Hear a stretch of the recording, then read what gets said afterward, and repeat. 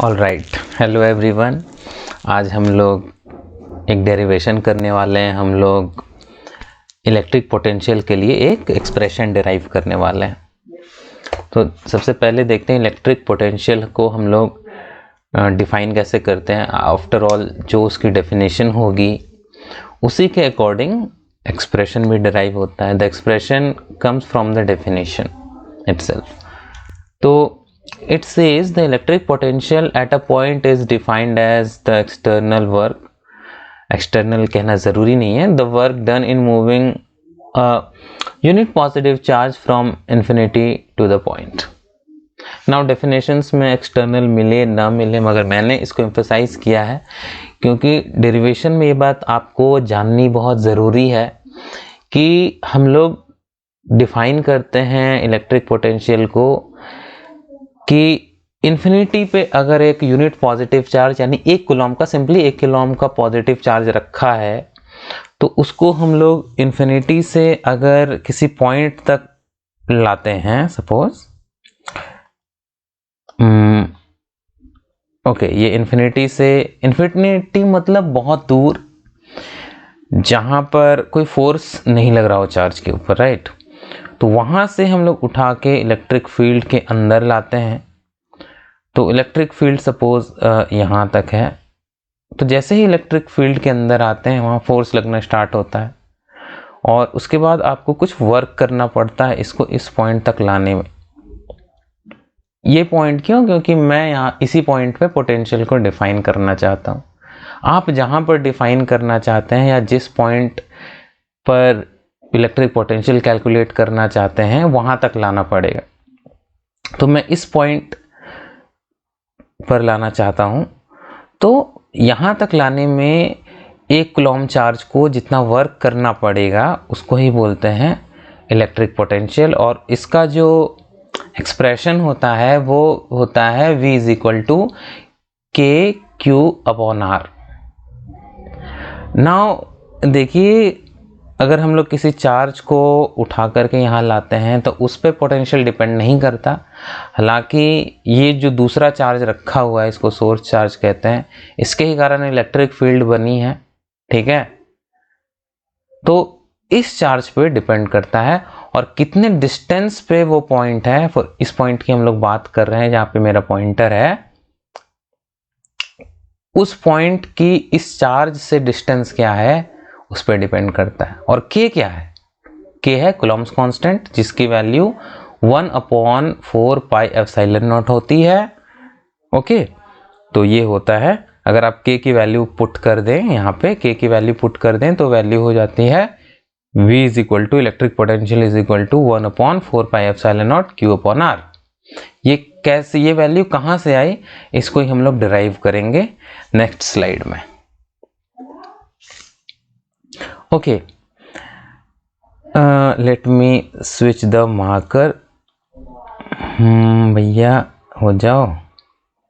Okay, तो ये हम लोग कैसे करते हैं, देखिए ये है एक सोर्स चार्ज Q रखा हुआ, उसके कारण एक फील्ड डेवलप हो गई है यहाँ पे, इलेक्ट्रिक फील्ड। इलेक्ट्रिक फील्ड को यहाँ शो करना ज़रूरी नहीं है, लेकिन समझने के लिए मैं बता देता हूँ। आई होप इसकी विड्थ इतनी है, थिकनेस इतनी है कि आपको दिख रही हो, दिख रहा हो सब कुछ क्लियरली। यहाँ से इन्फिनिटी से यानी फील्ड के बाहर से हम लोग एक कूलम चार्ज को, एक कूलम पॉजिटिव चार्ज को यहाँ से उठाकर लाते हैं। प्रॉब्लम यहाँ पे ये है कि जो फोर्स है वो हर पॉइंट पे चेंज हो रहा है। यहाँ पे कम, उससे आगे बढ़े तो ज़्यादा हो गया, उससे बढ़े तो और ज़्यादा हो गया। दैट्स वाई हमें इंटीग्रेशन की यहाँ पे ज़रूरत पड़ने वाली है। अदरवाइज क्या होता है, वर्क निकालना तो बहुत आसान है, फोर्स इनटू डिस्प्लेसमेंट कर देते, बट नहीं, फोर्स इज़ नॉट कांस्टेंट। ये तो हर पॉइंट पे बदल रहा है क्योंकि force itself depends upon the distance from this charge, right.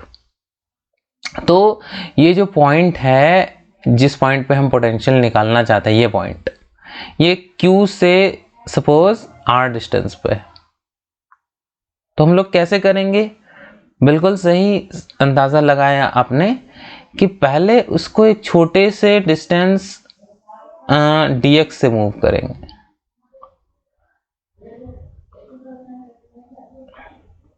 ठीक है, जो हमारा 1 कूलम्ब चार्ज है उसको अगर हम लोग छोटे से डिस्टेंस dx से मूव करते हैं, मैं कलर चेंज कर लूँ तो बढ़िया रहेगा।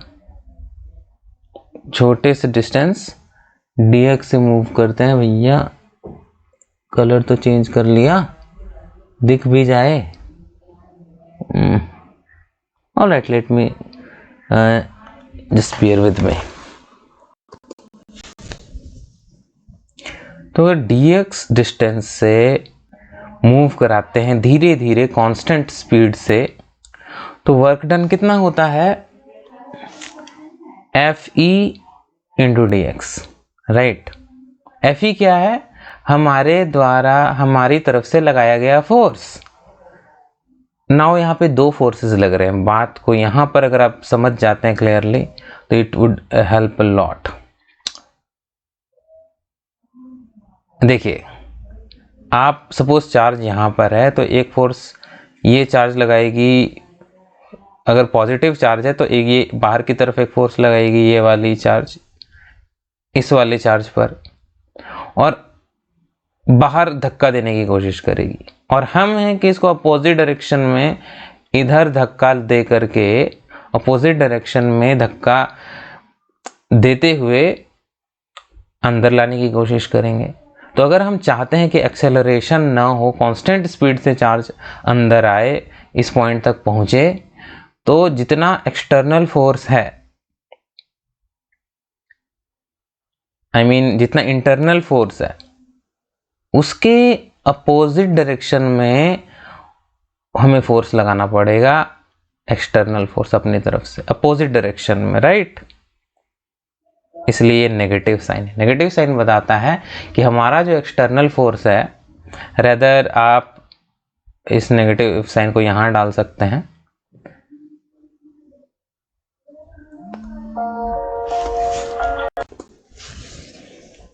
तो ये सिंपली मैं आपको इसलिए बता रहा हूं क्योंकि ये हम लोग यूज करने वाले हैं।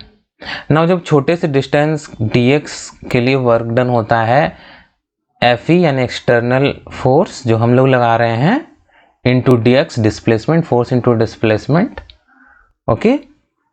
तो जब हम लोग इन्फिनिटी से, ये डिस्टेंस कितनी है, हम लोग कहाँ से कर रहे हैं, Q से मेजर कर रहे हैं, तो ये जो डिस्टेंस है ये इन्फिनिटी है, और इन्फिनिटी से हम लोग R डिस्टेंस तक पहुंच रहे हैं। तो यहां पर मैं एक अजम्पशन ले रहा हूं कि हम लोग फोर्स के ही डायरेक्शन में मूव कर रहे हैं, इसलिए जो cos थीटा है वो थीटा 0 होने की वजह से 1 हो गया है, okay. Let me make it more clear.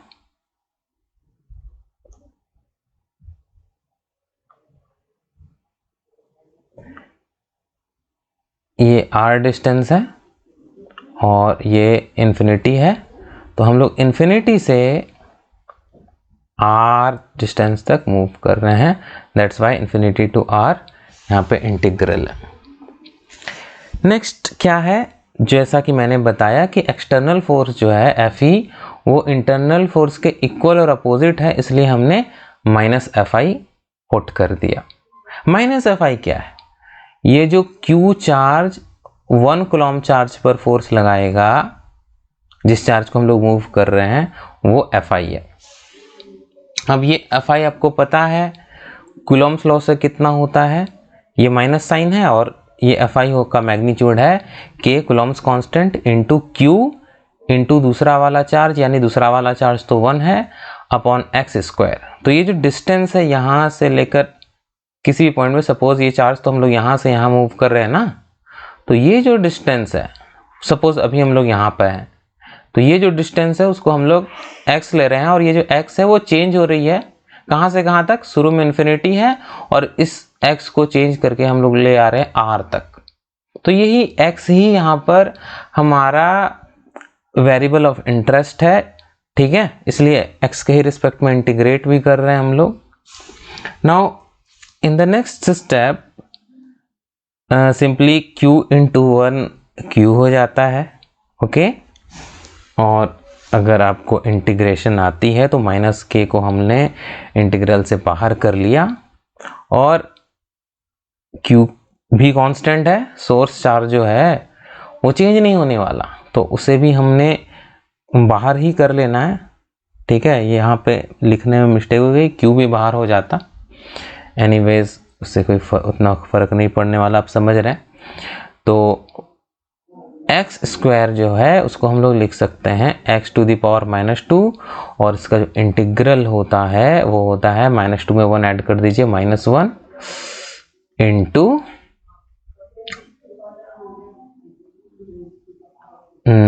x to the power -1, यानी कि -1 अपॉन x, ठीक है। और q भी है ऊपर, तो ये हो गया। और lower limit infinity to r तक हम लोग मूव कर रहे हैं, और फाइनली ये नेगेटिव साइन और बाहर भी नेगेटिव साइन है, नेगेटिव नेगेटिव पॉजिटिव हो गया। और ये q भी मुझे बाहर ही लिख देना चाहिए था, बट एनीवेज इट वर्क्स इधर वे। बहुत गंदगी फैला रखी है मैंने, इरेजर भी होना चाहिए।